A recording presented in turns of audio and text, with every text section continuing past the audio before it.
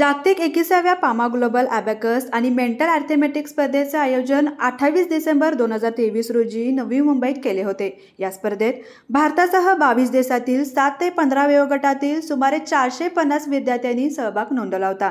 या जागतिक master abacus स्पर्धेत इचलकरंजीतील पुष्पा ट्रेनिंग इन्स्टिट्यूटमधील 16 विद्यार्थी स्पर्धेत उतरले होते। या विद्यार्थ्यांनी पहिली, दुसरी, तिसरी अशी रँक संपादन करून यश प्राप्त केले आहे। या स्पर्धेत एका मिनिटामध्ये 30 गणिते गुणाकार भागाकार करण्यासाठी दिली होती ती त्यांनी अतिशय जलद गतीने सोडून घवघवीत यश संपादन केले आहे।